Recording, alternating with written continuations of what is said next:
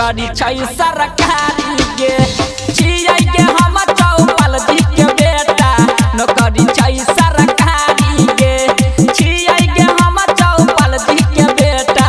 नौकरी छै सरकारी के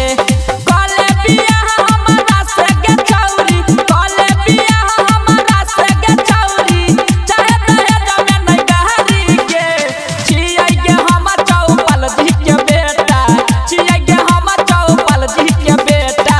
नौकरी छै सरकारी के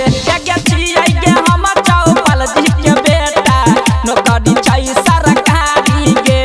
छियै के हम चौपाल जी के बेटा नौकरी छै सरकारी के डीजे गुड मधुबनी नौकरी छै सरकारी के नौकरी छै सरकारी के हे बापू हमर रंगदार छै गाँव के हम करे छी रंगदारी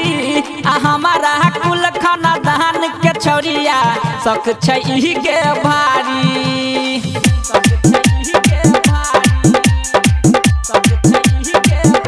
गे छौरी बाप हमर रंगदार छै गाँव के हम करे छी रंगदारी आ हमारा कुल खानदान के गोरकी शक छै बड़ गई भारी सातो जन्म रखबौ के खुशी से सुन ले बात हमर प्यारी के छियै के हम चौपाल जी के बेटा नौकरी छै सरकारी के हे गे छियै के हम चौपाल जी के बेटा नौकरी छै सरकारी के DJ good Madhubani presented by Chopal Ji Music. हे गे छियै के हम चौपाल जी के बेटा नौकरी छै सरकारी के हे गे जहिया से तोरा देखलौ हमहू दिल में बस गेलही अजह अकेला पे सुन गे छौरी जादू केहन चलेलही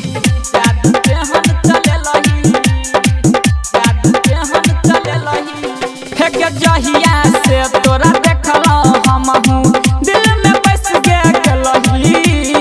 अजह अकेला पे सुन गे गोरकी जादू केहन चलेलही उमेश उजाला के अगुआ बनेबै कह छौई अधिकारी के छियै के हम चौपाल जी के बेटा नौकरी छै सरकारी के छियै के हम चौपाल जी के बेटा नौकरी छै सरकारी के बुझ गेली Presented by Chopal Ji Music.